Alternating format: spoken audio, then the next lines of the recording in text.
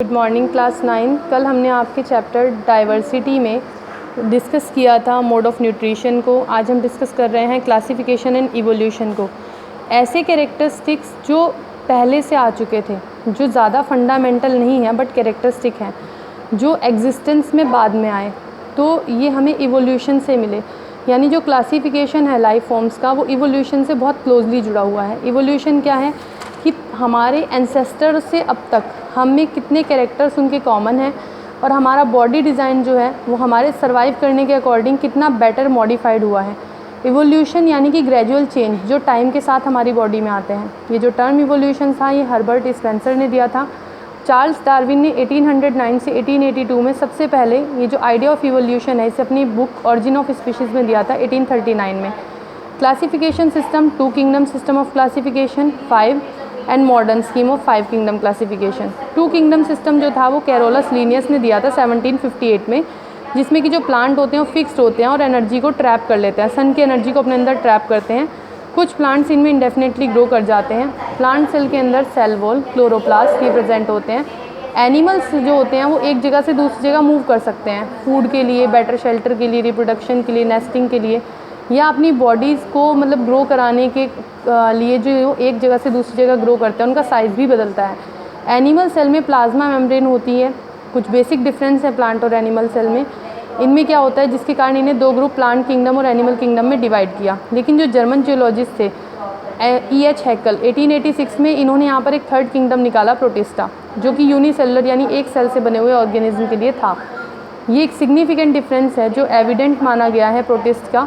एक American ecologist Robert H Whittaker थे 1959 में, जिन्होंने 4th किंगडम निकाला, मोनेरा, बैक्टीरिया के लिए, और एक प्रोकैरियोट्स यानी कि 5th किंगडम फंजाई जिनमें कि क्लोरोफिल नहीं होता। तो 5 किंगडम सिस्टम किसने दिया था? विटेकर ने। नेक्स्ट अब बात करते हैं, ये सबसे ज़्यादा एक्सेप्टेड सिस्टम है। इसमें क्या था कि आपने लिविंग ऑर्गेनिज्म को 5 किंगडम में डिवाइड किया। किंगडम मोनेरा जिसमें prokaryotic bacteria, blue green algae आते हैं। किंगडम प्रोटिस्टा जिसमें यूनिसेलुलर यूकैरियोट्स ऑर्गेनिज्म आएंगे like protozoans, fungi, algae. Kingdom fungi में मल्टी न्यूक्लिएट हायर फंजाई आते हैं। किंगडम प्लांट में यहाँ पर मल्टी सेलुलर और एडवांस ग्रीन प्लांट आ जाएंगे, एल्गी आ जाएंगी। एनिमेलिया में मल्टी सेलुलर एनिमल्स। फिर कार्ल वूज ने फर्दर एक किंगडम मोनेरा को 2 पार्ट्स में डिवाइड कर दिया, Archie bacteria and you bacteria. ये 6 किंगडम क्लासिफिकेशन था जो कार्ल वूज ने दिया था। अब हम बात करते हैं modern scheme of 5 kingdom classification के लिए। 1982 में जो मार्गुलिस और श्वार्ट्ज थे, इन्होंने सबसे पहले 5 किंगडम क्लासिफिकेशन को रिवाइज़ किया। इन्होंने एक प्रोकैरियोटिक किंगडम निकाला और 4 यूकैरियोटिक किंगडम दिए, जो प्रोटिस्टा है, फंजाई है, प्लांट और एनिमेलिया है। प्रोटिस्टा में जो यूकैरियोटिक ऑर्गेनिज्म थे उनका कलेक्शन था, जिसमें सिर्फ यूकैरियोट्स आते थे। ये आइडेंटिकल थे, प्लांट से सिमिलर थे। अर्ली एनिमल्स जो सबसे पहले डेवलप हुए, प्रोटोजोआ। अर्ली फंजाई लाइक ओमाइसिटीज़ या वाटर मोल्ड्स, ये BC में आए। इस किंगडम के अंदर एक ग्रुप भी नोन था, स्लाइम मोल्ड्स, जिसमें स्पोर्स होते थे फंजाई की तरह, जो रेंग कर जाते थे एक जगह से दूसरी जगह पर। एक ग्रुप ऑर्गेनिज्म का और ऐसा था जिसे यहाँ पर क्लासिफिकेशन स्कीम में देखा गया, वो वायरस के अंदर जेनेटिक मटेरियल DNA और RNA होता है, और जो माइक्रो ऑर्गेनिज्म की स्टडी होती है बायोलॉजी की जिस ब्रांच में की जाती है उसे कहते हैं माइक्रोबायोलॉजी।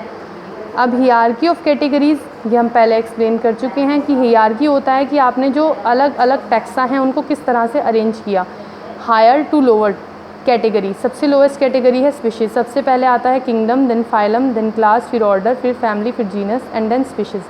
स्पीशीज़ सबसे लोएस्ट की है, यहाँ पर इस फॉर्म में चलता है ये, kingdom, phylum, class, order, family, genus, species. किसी भी एनिमल के लिए स्पीशीज़ सबसे लोएस्ट टैक्सोनॉमिक कैटेगरी है और किंगडम सबसे हायर।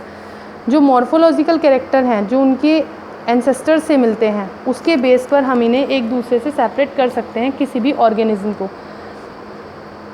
Next is genus. अगर आप 2 स्पीशीज़ एक जैसी हैं तो उन्हें एक ही जीनस में पढ़ेंगे। सेम जीनस फैमिली के अंदर रीड किए जाते हैं। सेम फैमिली को सेम एक ऑर्डर में पढ़ा जाता है, सेम ऑर्डर्स को एक क्लास में पढ़ा जाता है, और सेम क्लासेस को एक फाइलम में पढ़ा जाता है। ठीक इसी तरह से सेम फाइलम को एक किंगडम में पढ़ा जाता है।